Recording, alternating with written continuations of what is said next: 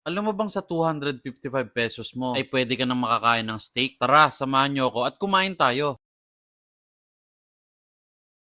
What's up mga kabiyahe? Welcome to my vlog. Napadaan nga kami sa steakhouse na matatagpuan dito sa North Caloocan para subukan ng pinakamurang steak nila. Biruin nyo sa presyong 255, meron ka ng steak at rice. Dito nga lang pala to sa Escobar Steakhouse. Yung porterhouse nga pala yung in-order namin. Pati na rin yung smoked Angus beef belly. Ang kagandahan pa nga dito, pwede nyong panoorin ang pagluluto nila. Kaya matatakam ka na lang talaga. Hindi lang pala steak ang pwede nyong orderin dito. Kasi meron pa sila ditong truffle cream pasta, pork ribs, Hungarian rice with egg, vinaigrette salad, potato marbles, at marami pang iba. Sayang nga at hindi natin naabutan yung 199 price nila. Pero budget friendly na rin talaga yung 255. Maliit nga lang yung store nila dito sa Camarin, Caloocan. Pero solid na solid naman sa ambience. Kaya wala ka talagang masasabi mga kabiyahe. Dumating na nga yung order namin, smoked Angus beef belly at yung porterhouse nila. Tuwang-tuwa nga talaga ako sa smoked Angus. Dahil sobrang lambot talaga. Meron na nga rin pala tong kasamang barbecue sauce, rice at sidings na corn and carrots. Ito namang porterhouse nila, meron din kasamang gravy, rice at corn and carrots din. Hindi ko na nga pinatagal. Sinimulan ko ng tikman yung Angus beef. Kitang-kita nyo naman na sobrang lambot talaga. At malalasahan nyo talaga yung pagka-smoky, sabayan pa ng barbecue sauce. Partner na partner talaga. Yung sa porterhouse naman nila, medyo chewy nga lang yung beef pero sobrang solid naman sa lasa. Kaya sa susunod, itatry din namin yung grass-fed rib eye nila. Pati na rin yung truffle cream pasta. Sabayan pa nga ng drinks na in-order namin. Mapapangiti ka na lang talaga at siguradong mapapa-extra rice ka pa. Kaya kung ako sa inyo, itry nyo na rin dito sa Escobar. At isearch nyo na lang yung mga branches nila. Yun lang. Thanks for watching mga kabiyahe. Please follow my page and like my videos.